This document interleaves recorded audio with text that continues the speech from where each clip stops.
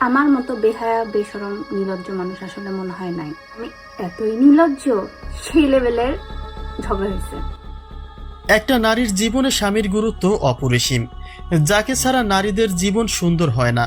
কিন্তু সেই মানুষটা যখন স্ত্রীর মন না বুঝেই স্ত্রীর প্রতি শুধু নিজের চাওয়াটাকে চাপিয়ে দেয়, তখন তো একজন স্ত্রীর স্বামীর প্রতি আক্ষেপ আর অভিযোগ থাকতেই পারে।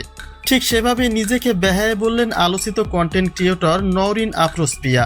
তিনি জানালেন স্বামীর প্রতি তার আক্ষেপের কথা। স্বামীকে নিয়ে দেশের বাইরে রয়েছেন নওরিন। বিয়ের পর থেকে নেদারল্যান্ডসে সেটেল হয়েছেন তিনি। তবে মাঝে মাঝে তিনি লাইভে এসে ব্যক্তির জীবন সম্পর্কে আক্ষেপের কিছু কথা বলেন, যেটা হৃদয় টাচ করে তার শুভাকাঙ্ক্ষীদের।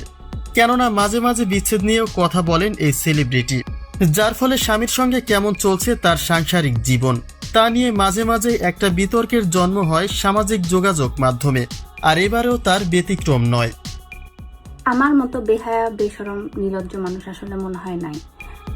নওরিন বললেন, নারী জাতিটাই বোধহয় স্বামীদের কাছে বেহায়া ও নির্লজ্জ। কেননা দিন শেষে তাদের ইচ্ছে, তাদের চাওয়াটাই পূরণ করতে হয়, হোক সেটা মায়ের টানে বা স্বামীকে ভালো রাখার তাগিদে।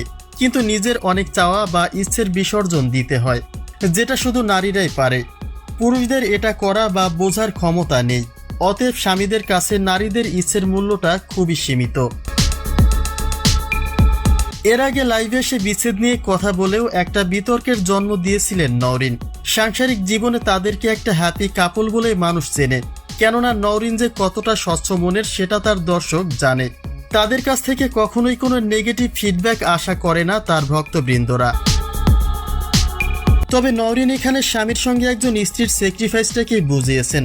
তিনি বলেছেন সকালে স্বামীর সঙ্গে চরম একটা ঝগড়া হয়েছে, রাগ ছিল লিমিটের বাইরে। কিন্তু সন্ধ্যায় এসে স্বামী যখনই বলল ঘুরতে যাব, তখনই লাজ লজ্জা সব ফেলে বেহায়ার মতো বের হয়ে গেলাম। ওয়েদার তো বাইরে অনেক সুন্দর, বের হবা? আর আমি এতই নির্লজ্জ যে রেডি হইলাম।